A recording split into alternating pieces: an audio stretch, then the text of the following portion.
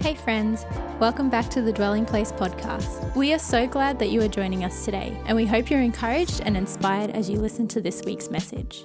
Matthew 5, verses 1 to 12. This is where we've situated ourselves for a few weeks now in this series. And it says this: "Now, when Jesus saw the crowds, he went up on a mountainside and sat down, and his disciples came to him, and he began to teach them. He said this: 'Blessed are the poor in spirit, for theirs is the kingdom of heaven.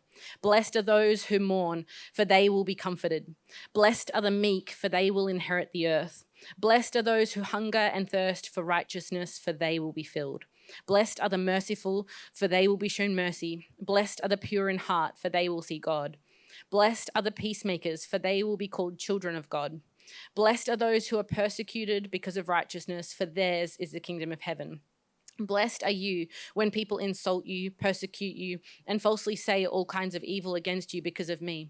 Rejoice and be glad, because great is your reward in heaven. For in the same way they persecuted the prophets who were before you.'" You may be seated this morning. As I said, we're in the middle of this series that we've entitled LYBL, Live Your Best Life, or Live Your Blessed Life. And we're making our way through what we've come to know as the Beatitudes. It's the intro to Jesus' Sermon on the Mount. You might have heard of the Sermon on the Mount. I'd encourage you, if you're looking for something to read in the Bible, go to Matthew chapter 5 and start reading. There's so much gold in there. But this that we're focusing on this morning, the Beatitudes, is simply the introduction to this sermon. And Jesus, it's almost like he's saying, hey, if you're wondering what life's going to look like under my leadership, this is what it's going to be like. Blessed are the poor in spirit. Blessed are those who mourn. And this morning I get to dive into the third beatitude: blessed are the meek. And I wonder when I read this what people's reactions would have been in that moment when Jesus started to say these things. I wonder if when he said, blessed are the poor, I wonder if he had a few nods. Yep. Like, yeah, come on, preach it, Jesus. I'm poor, I'm oppressed. Yes, I want the blessing. I wonder when he said, blessed are those who mourn, whether they were kind of like, okay, I can get on board with that, cool. But then when he came to this one, blessed are the meek, I wonder if suddenly those nods, that enthusiasm, I wonder if it suddenly turned to gasps of shock. Did he just say that? The meek? Before we dive into this blessed are the meek this morning, I feel like it's really important that we understand the context in which Jesus is saying this, the social, political, the time that Jesus is saying this into. This was a time filled with these power struggles. You had all these different competing ideologies, different power struggles. And so you had people like the Pharisees. These are the priests, the religious elite. These are the people who followed the letter of the law to a T. They added their own man-made rules to the law, and they found prestige, prominence through their religious power. Then you had people like the Sadducees. These are the upper class, the wealthy, the aristocrats, the aristocrats and the nobles. There you go. That's the Sadducees. They are the aristocrats. They're all about maintaining their political power. You had groups like the Herodians, and they embraced the Greco-Roman world. They embraced the Gentiles and doing business with the Gentiles because it gave them economic advantage, economic power. And then you had groups like the Zealots. They're all about taking down Rome and bringing about a revolution. Every time I see the word revolution, every time I see it written here, I think of the Thor movie and Korg. Anyone familiar? I tried to start a revolution, but I didn't print enough pamphlets. Or, that's a terrible Kiwi accent. I apologize. But the Zealots, they were trying to bring about a revolution, and they weren't doing it by printing pamphlets. They were willing to bring about a revolution with force and with violence. And so you have all these groups vying for power, vying for dominance. And that's just within the Jewish circles. Then you have the ruling Roman Empire and everything that goes along with that.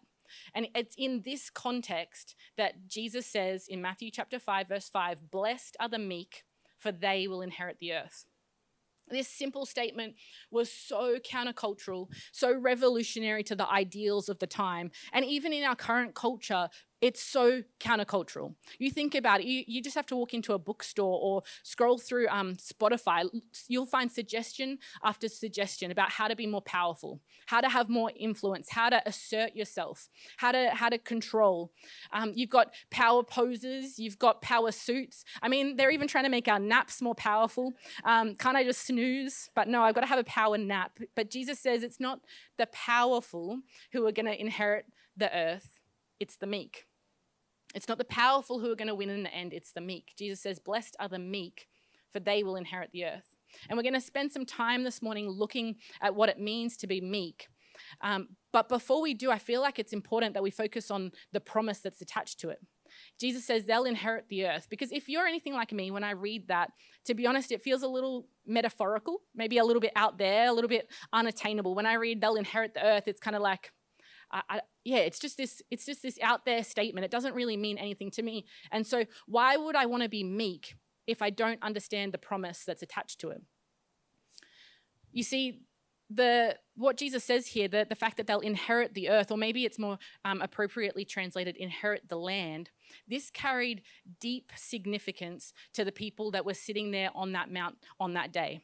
This carried great significance to the Jewish people and to the broader context of the story of the Bible. Let me give you a quick rundown. At creation, we see God place Adam and Eve in the Garden of Eden, and he gives them the responsibility to rule and have dominion and steward the earth.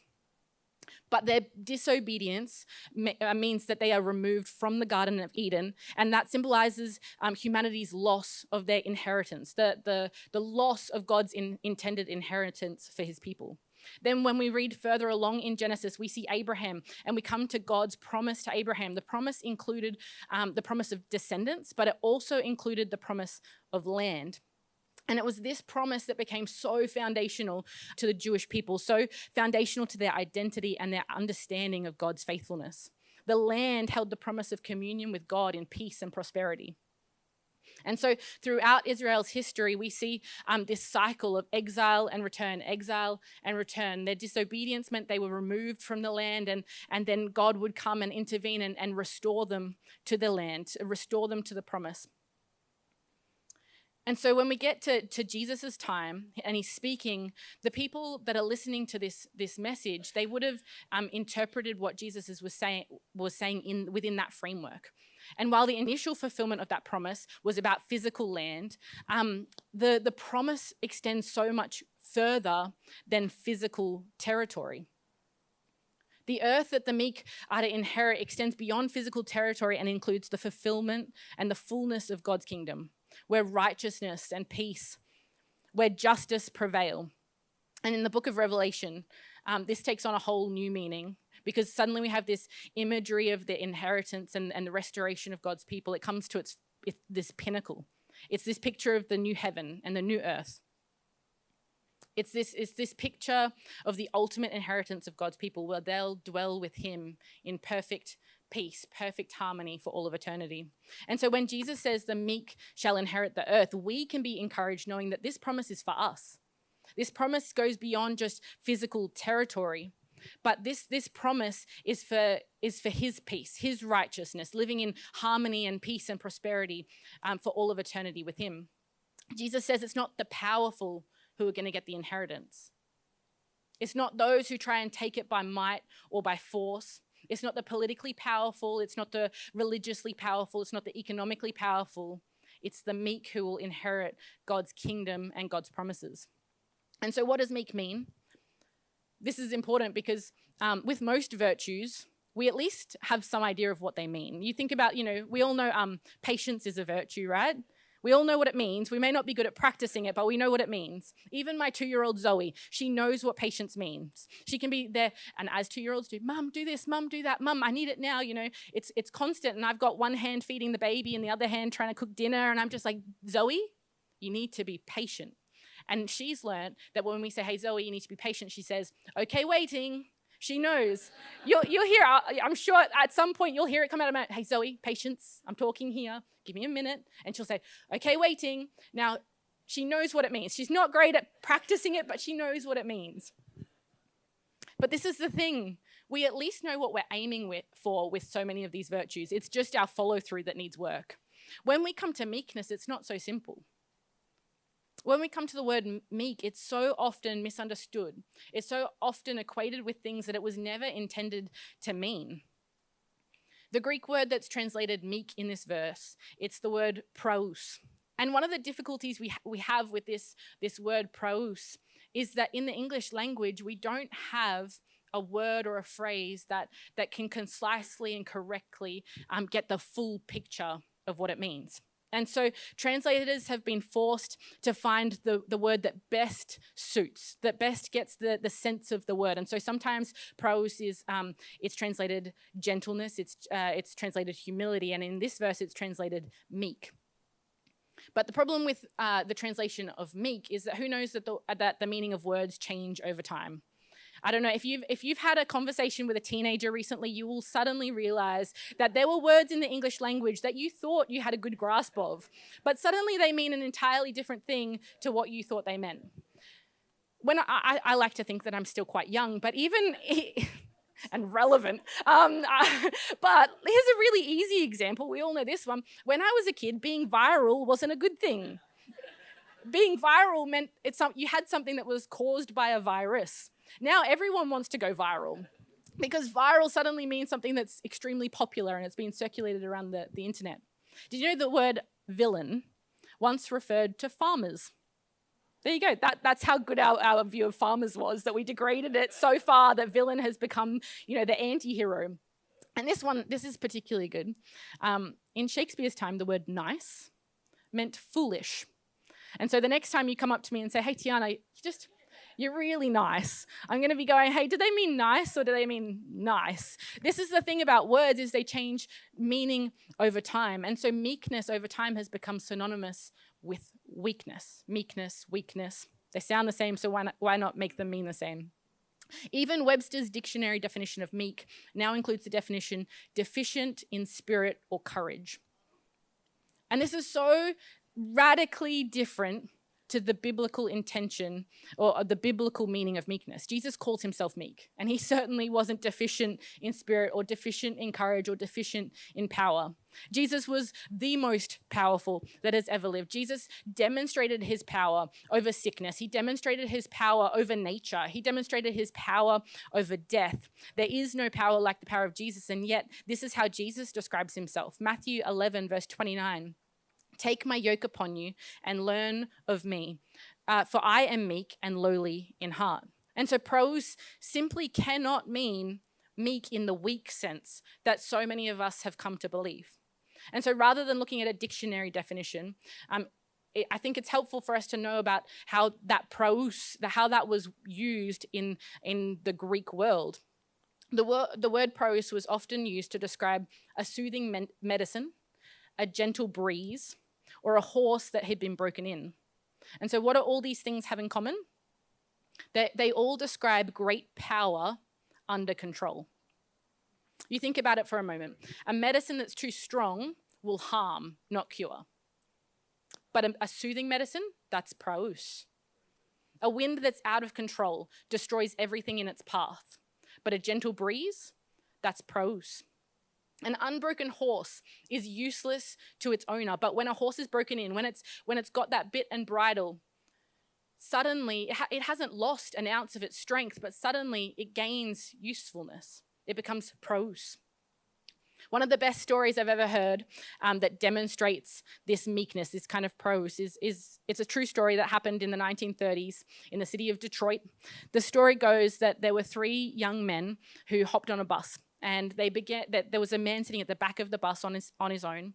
And these 3 young men decided to just start insulting this man at the back of the bus. They begin to hurl abuse his way, and the man does nothing. He doesn't respond. And the insults continue, and these men, they ramp it up, and they just continue to hurl insult after insult at this man, and he does nothing. He doesn't respond. He says nothing. He doesn't retaliate.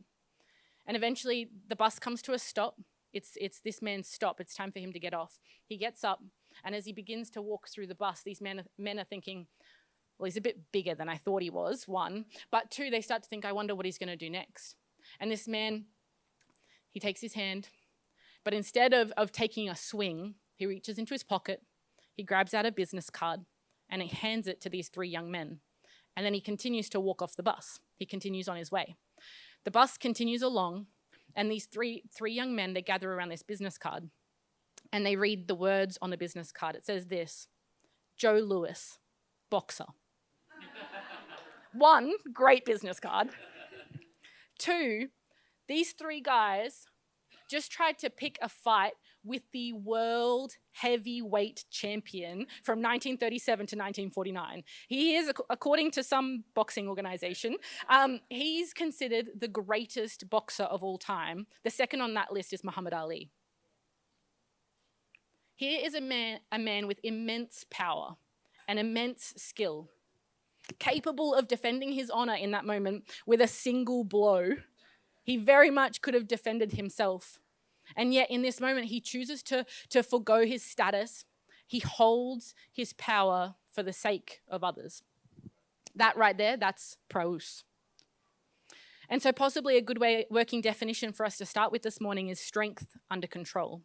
To be praus, to be meek, is to be capable of great power, but responsibly wielding of that power, bringing that power under control. But meekness is not weakness. It doesn't mean being a pushover. A weak person can't do anything. A meek person can do something, but chooses not to.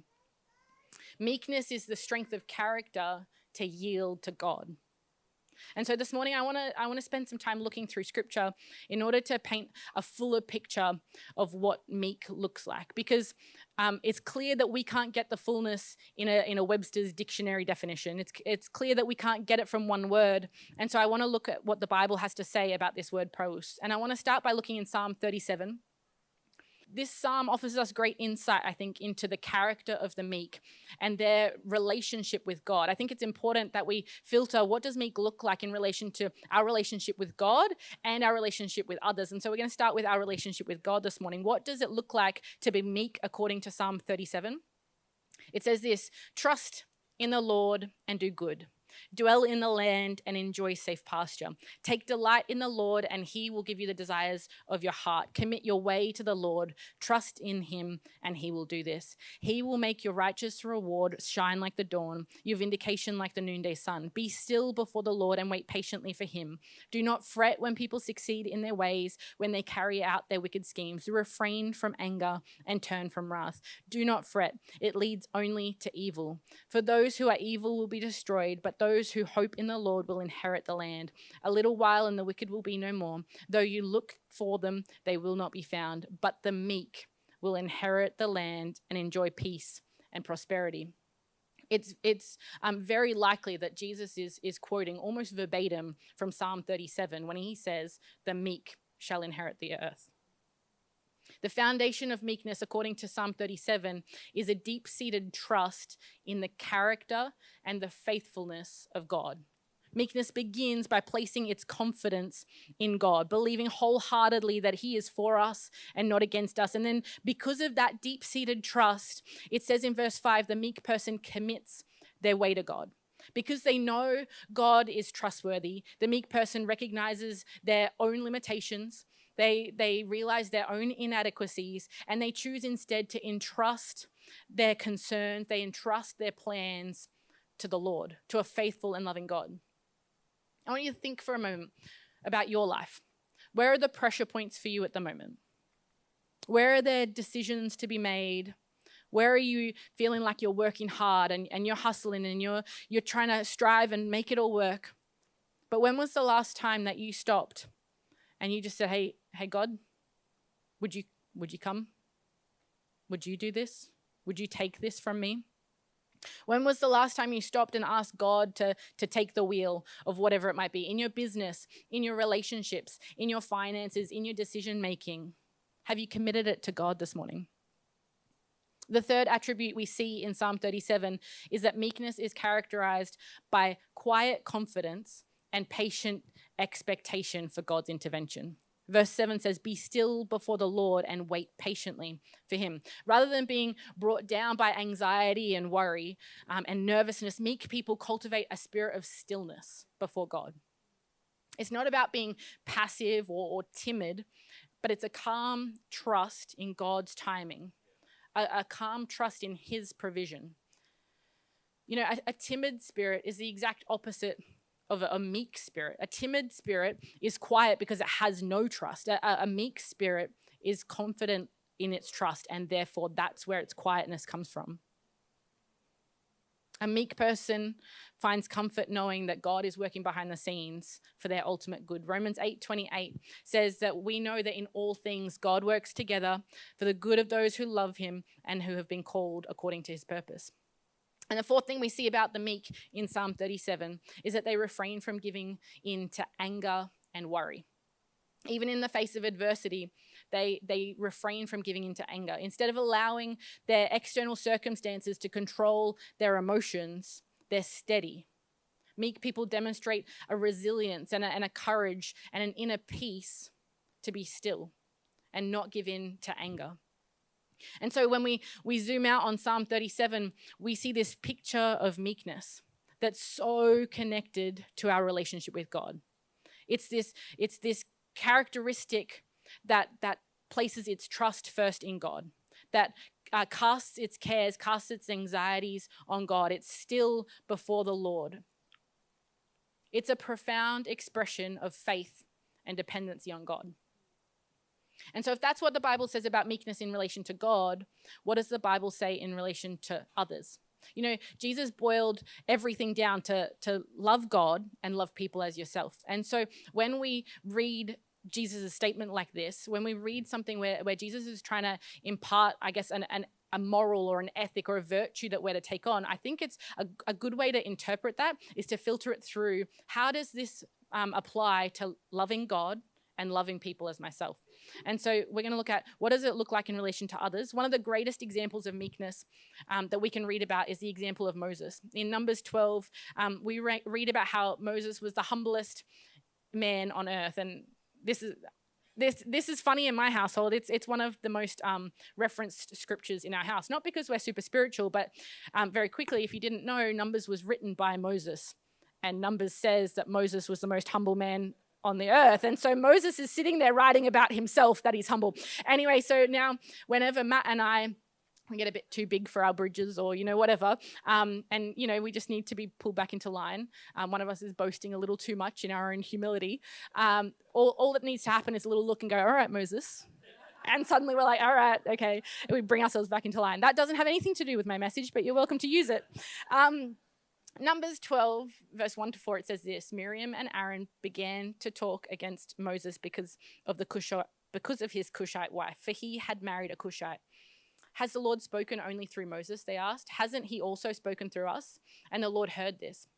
Miriam and Aaron here are criticizing Moses. They're questioning his legitimacy. They're questioning his authority as the prophet and the chosen one of God. I wonder, have you ever felt like your legitimacy was being questioned? Have you ever felt the need to defend your own authority, your own honor, your own legitimacy?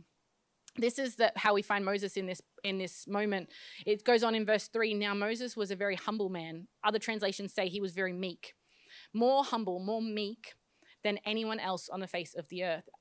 At once the Lord said to Moses, Aaron, and Miriam, come out of the tent of meeting, all three of you. And so the three of them went out. This was like the call to the principal's office. Come here, all three of you, get up here. And what happens next is God rebukes Miriam and Aaron, and he vindicates Moses. And so I find it interesting, though, that this story, it's like it pauses suddenly. Why would it pause between this verse that describes the criticism of Aaron and Miriam? It pauses suddenly almost to tell us, okay, and Moses was meek, and then it continues that God vindicated him. Why would they situate the expression of Moses' meekness between this opposition and criticism and the vindication of God? This is just when you would expect Moses to clap back, be like, he's going to stand up for his own authority. He's going to justify himself. He's going to prove that God is the one that's called him. And yet he doesn't. He stops.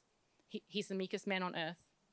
He doesn't respond, and he simply waits and allows God to intervene on his behalf. The Bible tells us that he simply allows God to vindicate him. And so not only does meekness trust God and commit its way to God and wait patiently for God, it refrains from anger, but it also refrains from defensiveness. It refrains from revenge. Meekness leaves its vindication to God. In James, we find another feature of meekness. In chapter 1, verse 19 to 21, it says, "Know this, my beloved brothers, let every one of you be quick to hear, slow to speak, slow to anger. For the anger of man does not produce the righteousness of God. Therefore put away all filthiness and rampant wickedness, and receive with meekness the implanted word, which is able to save your souls." James says, don't be like those that are quick to get angry. Don't be like those who don't listen. Be slow to speak, quick to listen, and slow to speak. Recognize the limitations of your own knowledge and understanding. Recognize the fallibility of your own thinking.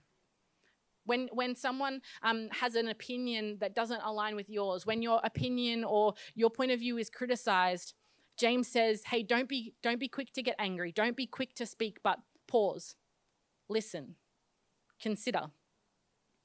Don't let your first reaction be anger and hostility.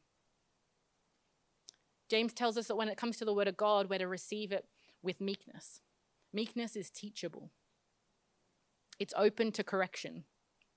It's slow to anger. It doesn't mean we'll never get angry. The Bible tells us that Jesus was meek and lowly of heart, but it also tells us that Jesus got angry, that he was grieved by the hearts of the Pharisees. It tells us in Matthew that he's in the temple, he's driving out the merchants and he's tipping tables. Meekness is not the absence of conviction. It's not the absence of passion. It simply means that our disposition is one that's ready to listen, one that's ready to learn and to be corrected. And it's ready to be brought under the authority and the truth of God's word. Meekness is teachable. It knows its own fallibility. And it's because of this that in Galatians 6:1, it says, brothers and sisters, if someone is caught in a sin, you who live by the Spirit should restore that person gently. Be pros, gently. But watch yourselves, or you also might be tempted.